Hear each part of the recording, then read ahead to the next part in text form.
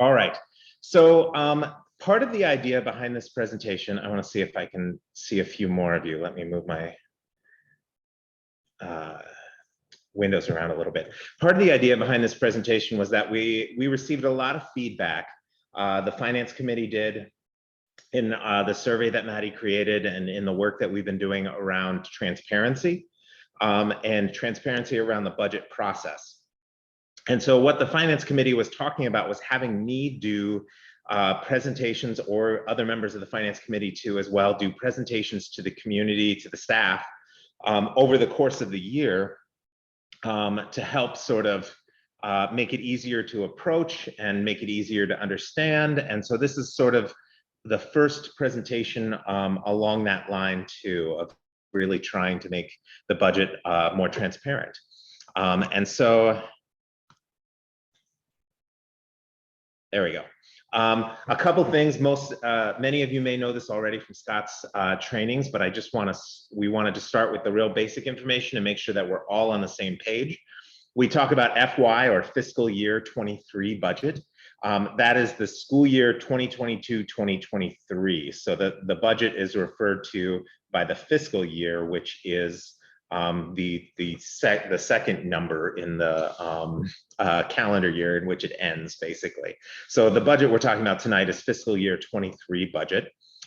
There's a couple different common phrases that are used as we talk about different types of funds. So you'll see here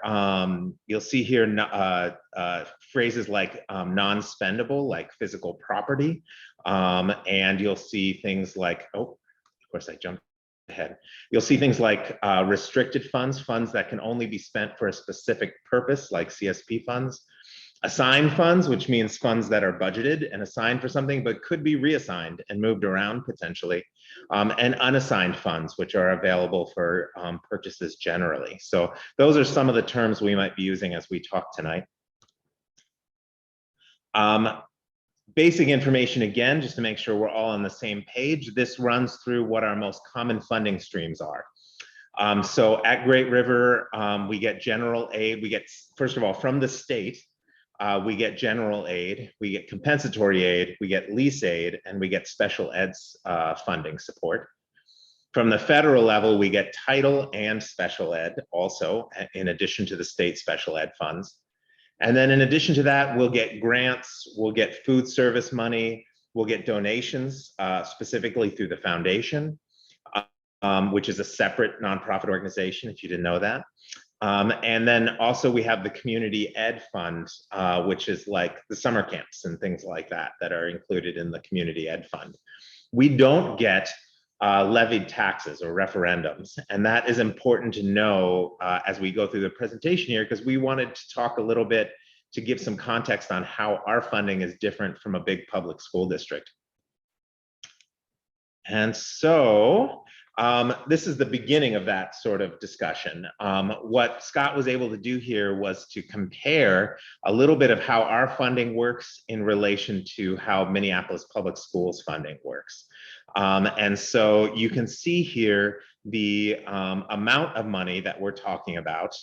For example, on the left-hand side under Great River, the general aid is $7.5 million. The general aid of Minneapolis Public Schools is $261 million. Of course, it's a lot bigger district, but also you can see the percentage. So of our budget, 62% of our budget is made up of general aid and 46% of the Minneapolis Public Schools budget. And so as you work your way down the column, you can see compensatory aid is looking very different. If you don't know what compensatory aid is, that is related to our free and reduced lunch counts very specifically. Lease aid is not something Minneapolis Public Schools get, and referendums is not something we get. And you can see that the referendum amount is actually very significant, $102.9 million that Minneapolis Public Schools got in levies, really. And so the way that works out, when you actually calculate it all out, is that we get about $9,700 per student, and Minneapolis Public Schools gets about $13,400 per student, a $3,700 difference in what we're actually collecting in revenue. And so it's really important to understand in the context of how our budget distinctly differs from a big public district's budget, and how it works very, very differently in many different ways. You can see here a comparison in terms of revenue, and this is from FY20 and FY21 per student. So you can see that, again, you see that levy revenue, that local revenue that Minneapolis Public Schools is collecting versus we're not collecting. And then also federal funds too. So you get a sense of how different the sources are of the money that we're collecting between districts. And a revenue comparison by ADM. One thing you'll notice here is, so ADM is average daily membership, which is the average number of students that we have at the school, basically. And so you can see spending in Minneapolis, revenue in Minneapolis per student, and revenue per student in Great River School, and how very distinctly different that graph looks. You'll notice that the numbers are higher than they were just in the other numbers that we looked at when we were comparing a few slides ago. This also includes other revenue sources like special ed, state and federal funds, and things along those lines. So that's why the numbers don't align exactly, because this is really overall complete total revenue comparison by ADM. And this is about special ed funding. So this is something to be aware of, because we do hear about it from the side of public schools quite a bit. So we actually collect more money per student with an IEP than Minneapolis Public Schools necessarily does. About 95, between state and federal funding, 92 to 95% of our special ed costs are reimbursed. And that is not true in Minneapolis Public Schools. I want to say they're at about 60%, 65%, something like that. I don't know, Scott can correct me there, but they are getting significantly less per student related to special ed costs. There actually is a state bill right now that is at the state level, they're talking about increasing that spending in order to have public schools, big public school districts, traditional districts, get more of their special ed costs recovered, which would mean actually that bill will not affect us at all. What it will mean in the end is that that difference between the amount of money that big districts are getting, or traditional districts are getting, and charter schools are getting, might get even bigger, the differential, because they'll be getting more special ed, more of their special ed funds covered by the state, if that's true, if it passes. And then of course, you see a lot of fluctuation in special ed funding because it's based on a small number of students. And so depending on what students we have on any given year will really impact funding and the reimbursement of funding. This also includes ADSIS funding, which is another source of funding. We could talk more about ADSIS, but it's basically related to special ed funding, but not for special ed students. So that is another restricted source of revenue that we have specifically. And then here are some numbers to compare also a little bit with some of the differences that you'll see between our district and Minneapolis Public Schools as well. And so Stacy was able to calculate a few of these numbers for us, but the numbers on the left-hand side are related to like adult student ratios. Then there's a few other numbers in there about caseloads and about special ed funding and social work caseloads and things along those lines. What you'll see is that class sizes in Minneapolis Public Schools are significantly larger, leading all the way up to our average class size in 9th through 12th grade is 18, and the average class size in 6th through 12th grade in Minneapolis Public Schools is 38. And so distinctly different kind of class sizes are reflected. It's a little hard to calculate these numbers though. Part of it is because are we counting the classroom assistants? Are we counting the special ed teachers? Are we counting the who exactly is being counted in these numbers? And so you do want to be careful that these are our best approximation and that we're comparing apples and oranges in some cases, but we're doing our best to approximate the same numbers. Elena, I see your hand. Yeah, that's kind of what I was getting at, like whether that it seems like the 19 is sort of a composite of a student to adult ratio. Correct. Because I think anyone would know that there's not 19 children in Not 19 children elementary classrooms. Correct. Yeah, and I think so I think it's also worth noting that depending on the MPS school, there's quite a range of adults in the classroom, and so I'm not sure. Yeah, I guess I'm not sure what we're supposed to get out of this Sure. comparison.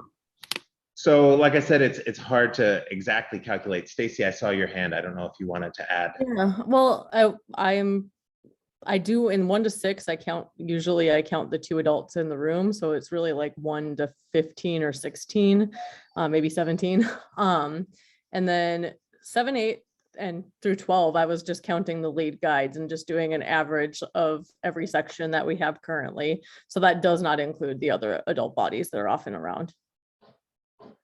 And then Scott, maybe you could speak to where the MPS numbers come from.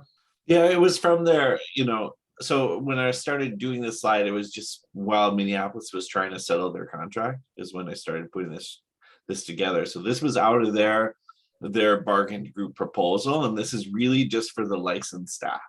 This is not EA or ELs or special education. This is really sort of the way I understand it in their proposal is really this is just the licensed staff. Mm-hmm. Yeah. Which would make those numbers on our side very different. So I think it's really important to say that, like, if they're counting licensed staff and we're counting licensed staff, like we would only have one licensed teacher for a classroom of 32 students in elementary.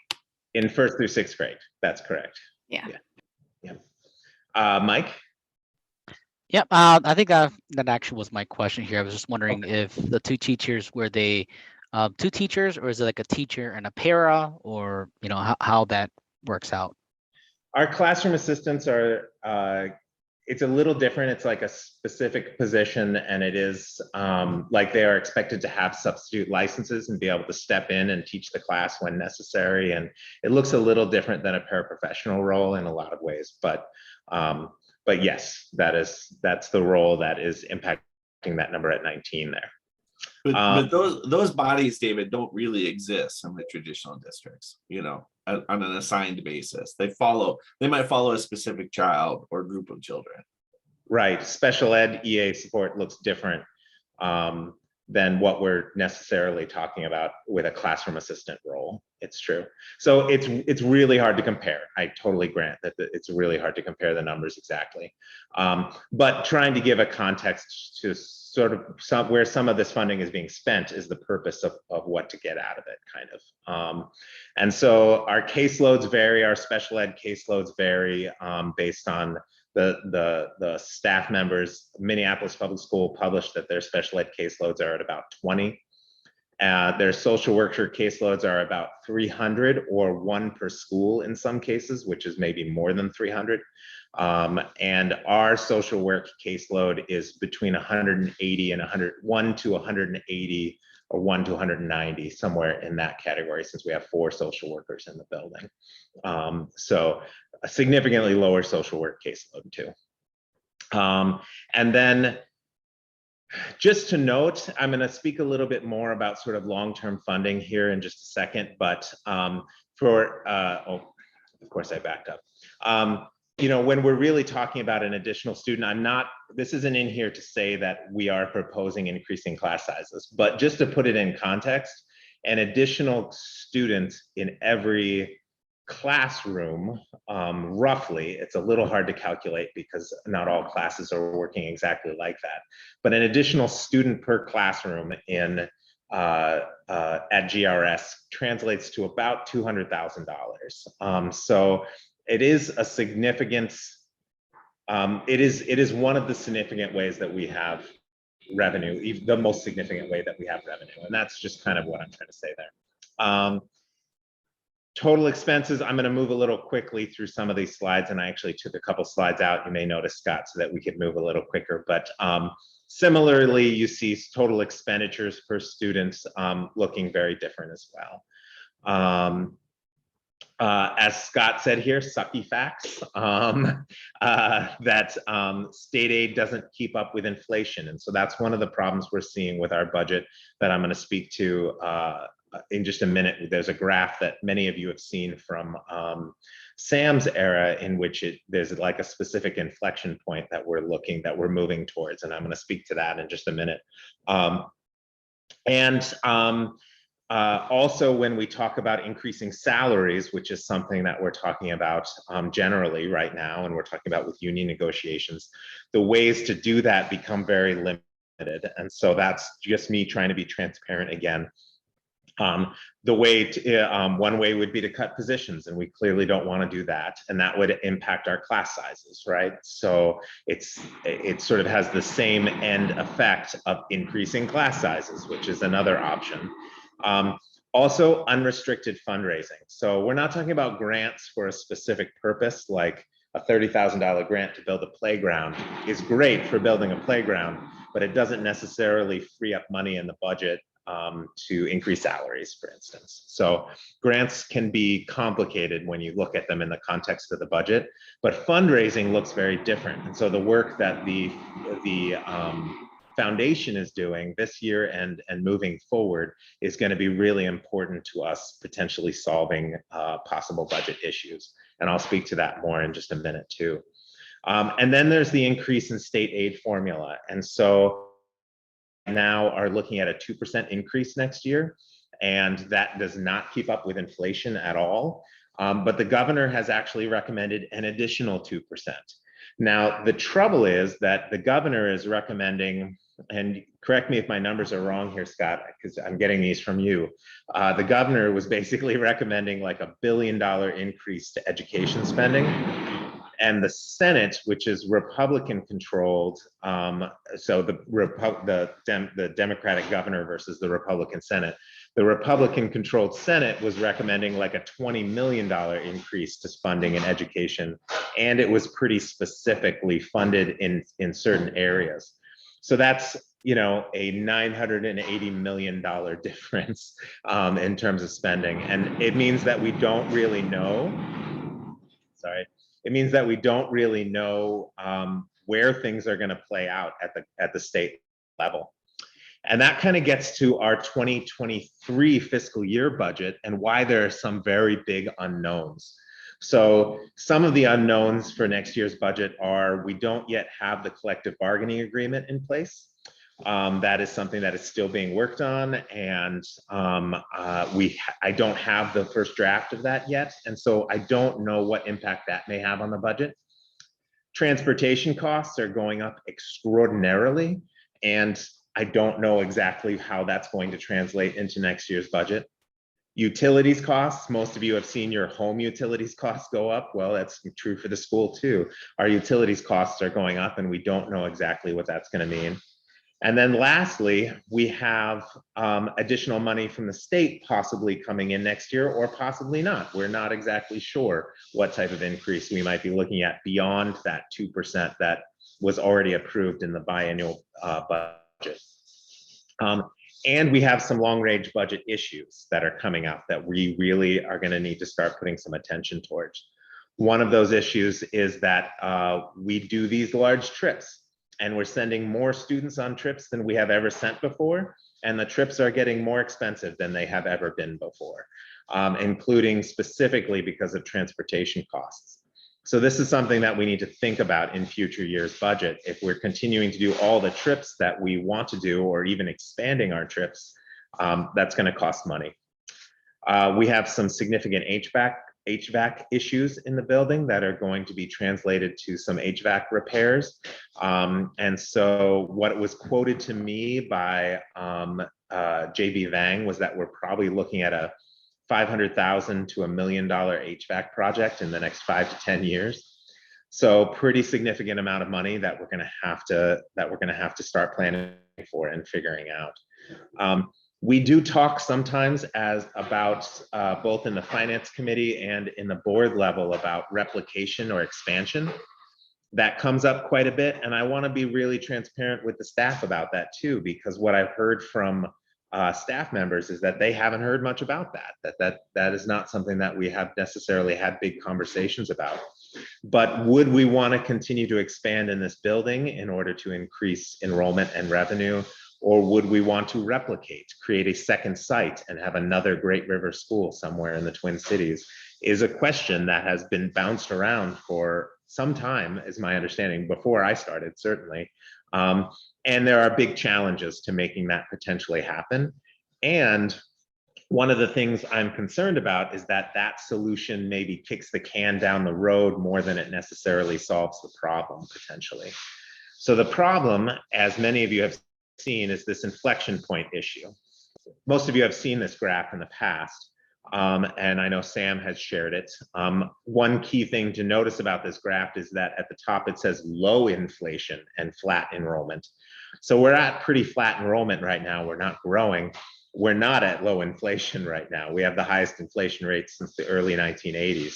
So this graph is no longer entirely accurate, but the key element to this graph is that our expenses are increasing faster than our revenue is increasing. Our revenue is increasing 2% a year, according to, on average, what we get, what increases, but 2% does not compare to a 6-7% inflation rate.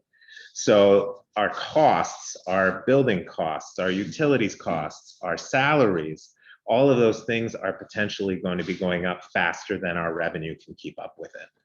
And this graph was trying to say that in that point where we're going to start, instead of adding to our fund balance, we're going to start eating away at our fund balance if nothing changes, is in fiscal year 2024. And like I said, that's based on a low inflation rate. So really important things that we be talking about and having conversations about long-term financial planning for the school, and not just talking about our month-to-month financials. Immediate steps, though, to be really transparent about that. One of the things that I want to communicate with the staff about is how our budget sort of breaks down. And so this is a chart that Scott put together to be really clear, like, you know, just in really big categories. Salaries and benefits is 69% of our budget, right? It's really a significant portion of our budget. You have things like rent and utilities, which is not going to be able to change. We're not going to be able to make a change to rent and utilities significantly. Some of the things that are more adjustable, sorry, the cleaning staff is coming through, and that's what the noise in the background is. Some of the things that are more adjustable, like materials and things along those lines, are some of the smallest parts of our budget and some of the least impactful things in our budget when we talk about shifting them. But what I've heard through the finance committee is that a desire for more transparency in spending, and specifically in the purchasing process and in the stipend process at the school, that those are two areas where staff are feeling that there is a lack of clarity in what those processes look like and how things get approved. And so we are talking about, you know, I've learned that this year, that those are big concerns on staff's part.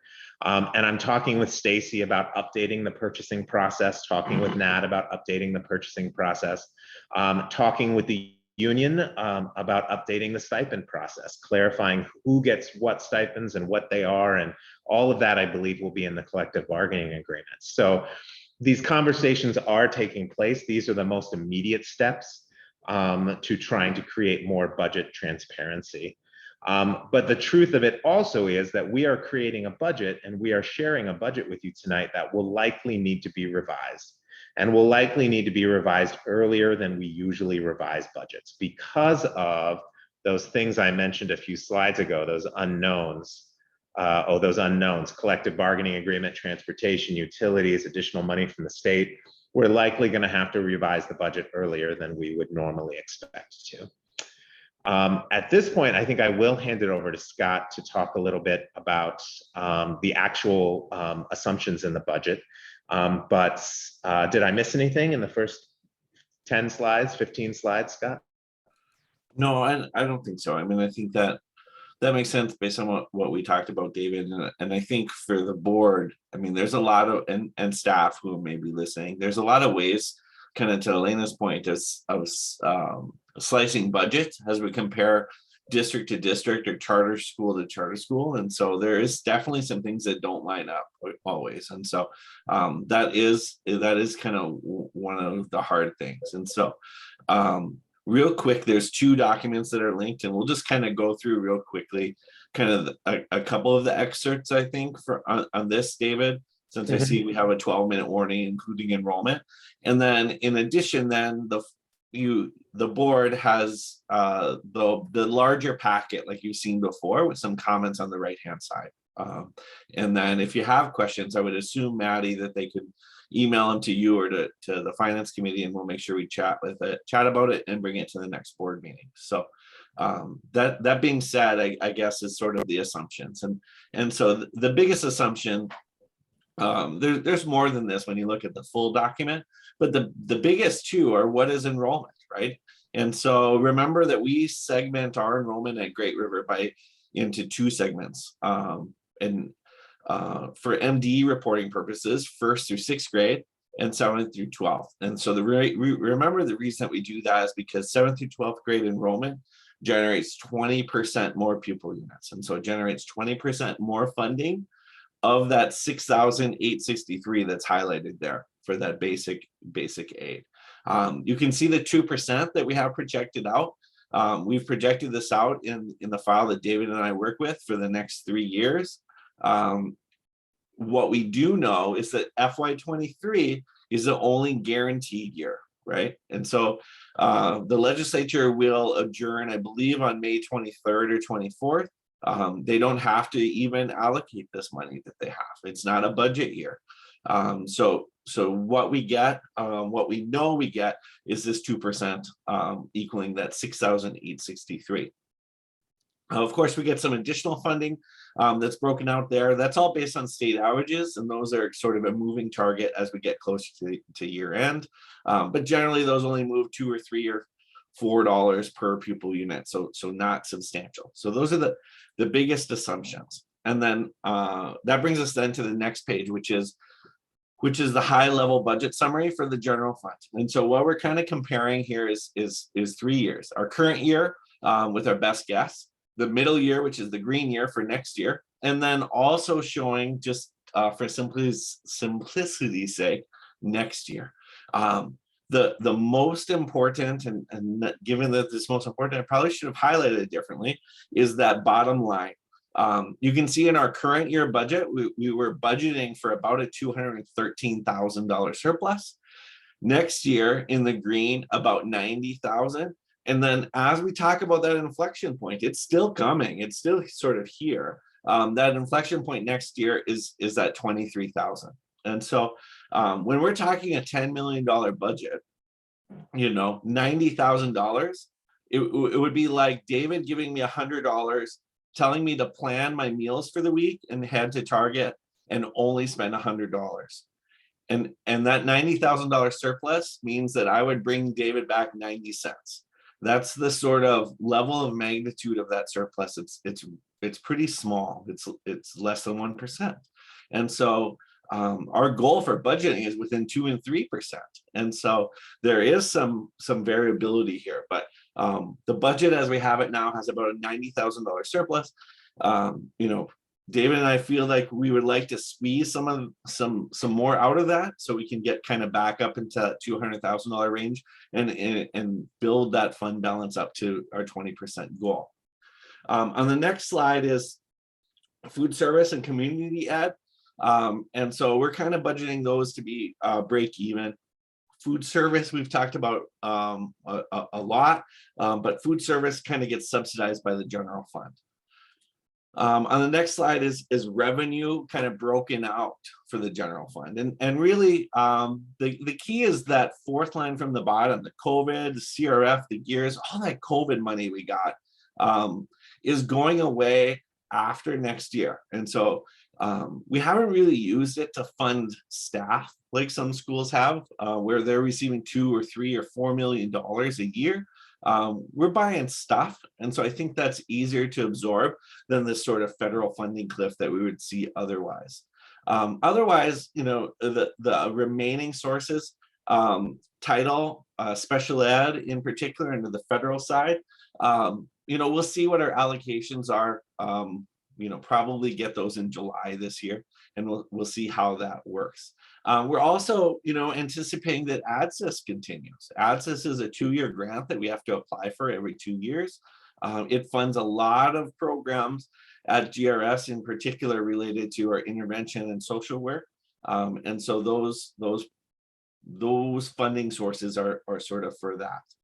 On the next page is just kind of the high level of kind of our unrestricted funding for expenses. And that really goes to our admin and instruction. It's the next 2 pages.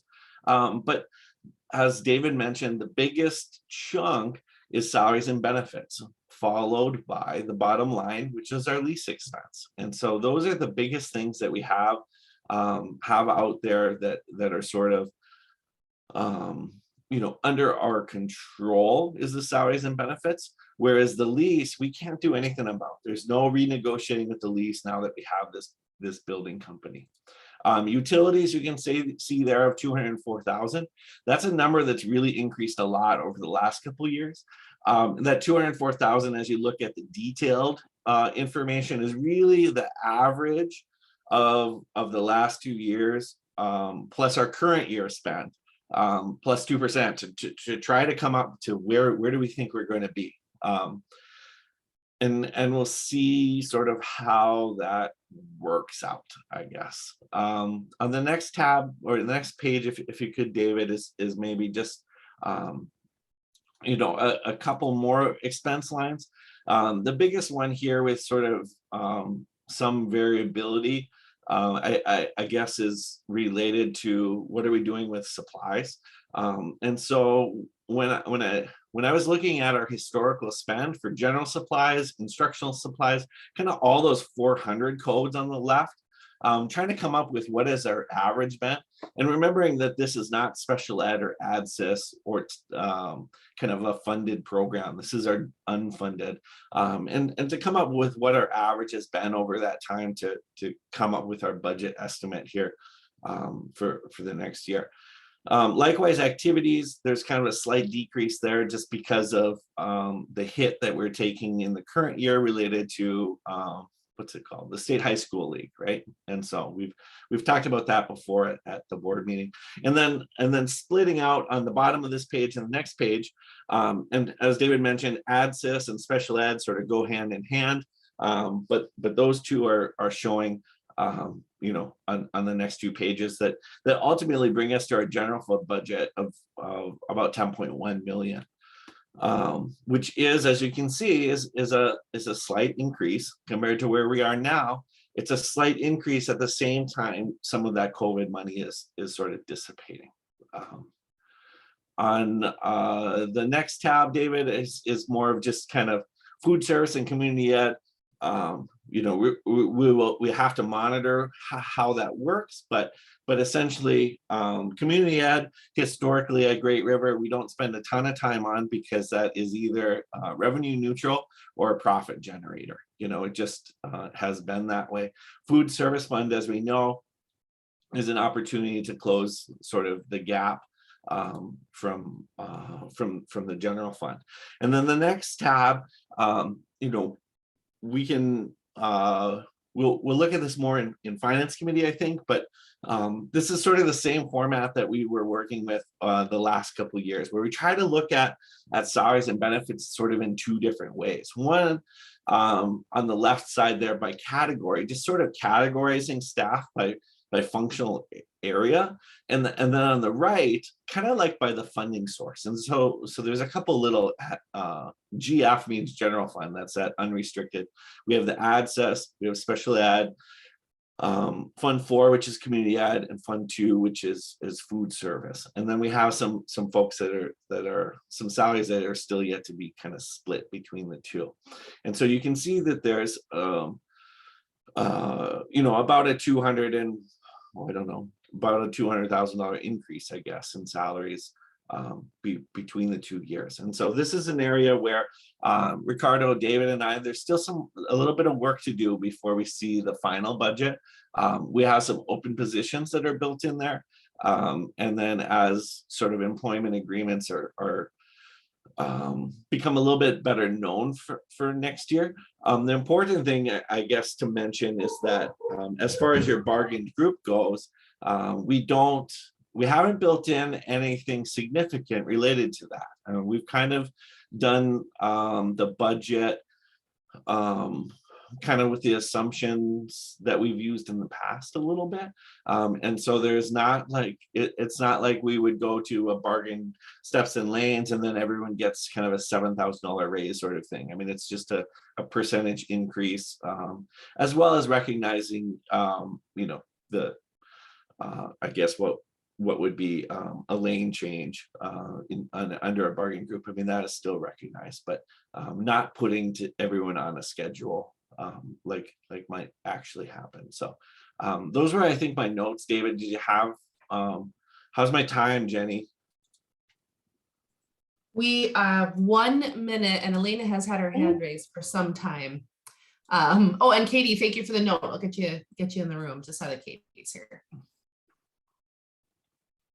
So go ahead, Elena. I know you've been very patiently waiting with that hand up. Oh, yeah.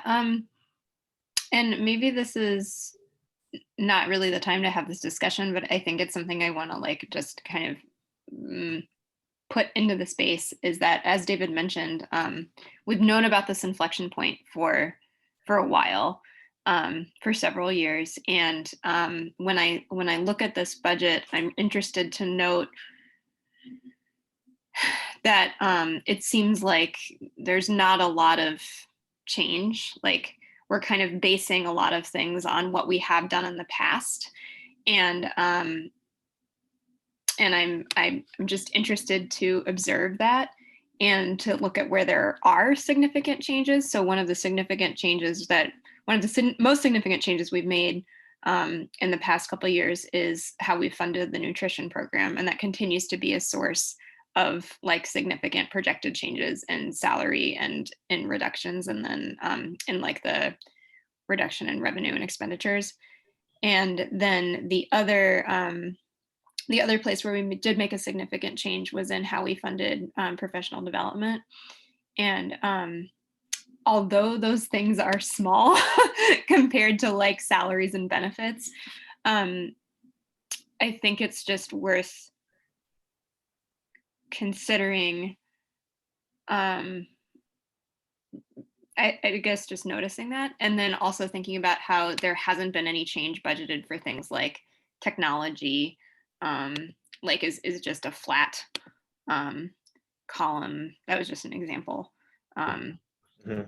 That's like a smaller reduction, but that's like something is interesting to consider, because we did actually use a lot of COVID money for technology. And so that was like something where I was like, well, why is there not a bigger change there? And then with regards to the salaries and benefits, I think the thing that is going to be complicated about the collective bargaining agreement is that at Great River School, we've been trying to increase staff salaries for many, many, many years. And we are still in the same position that we have been because of the way that charter school funding works, which is that the most efficient way for us to increase our revenue is by increasing enrollment. And I think the thing that I am really hoping for when we revise the budget again after the collective bargaining agreement is to like maybe think outside the box about like other revenue sources, because I don't know how we're going to solve this problem if we're not like changing our approach drastically. Do you know what I'm saying? Mm-hmm.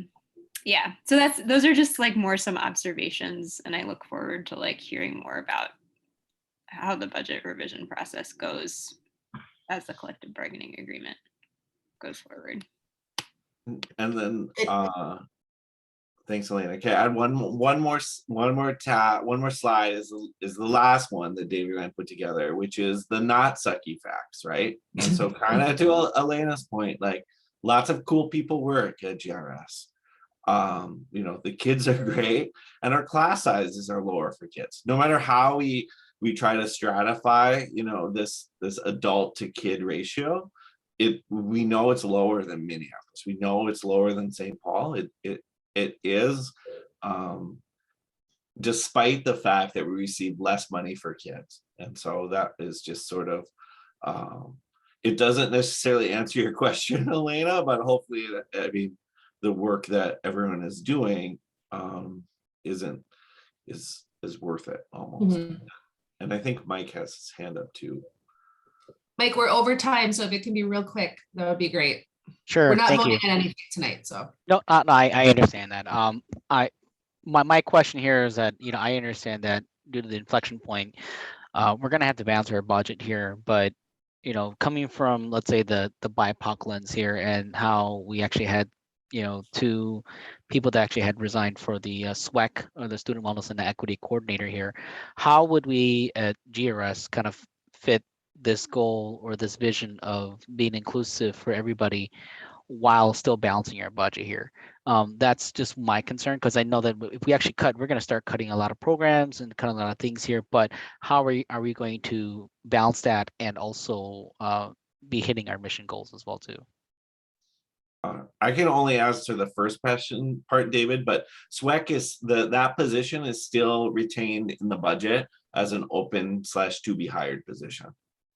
Yes, and you know, we are going to have a meeting tomorrow night specifically to collect some community feedback about it. I have some ideas, and I think. And David, where would be a good place for people to have more discussions about those ideas? At that meeting. Tomorrow, okay. Tomorrow evening at 6 o'clock, everybody is welcome to come and join that meeting. And the last thing I'll also say in answer to Elena a little bit, because I'd love to talk more about what Mike just said. I have lots of ideas. But also in relation to Elena, I think that we do need to take a really firm look at fundraising, and we are doing that as a foundation. And so I think, you know, when the foundation comes to the annual meeting, perhaps, or at another time when we have time to address it, I think we could have like a whole discussion around fundraising and the foundation and invite them to come and talk to us, because they're doing a really great job. And I think that will continue to grow, especially if we continue to put energy and time into it as we have been doing in the future. And so there's some potential there, certainly to alleviate some of the future budgetary stress potentially. But we talk a lot more about that too. And this will be additionally discussed in the upcoming finance committee, correct? Correct. I guess it will be the May finance committee. Okay. Yes, I'm happy to talk about it more at May Finance and invite, you know, staff to come to May Finance if they're interested after seeing this presentation, and also to, you know, potentially to come hear a foundation meeting at some point too. So yeah. All right, thank you.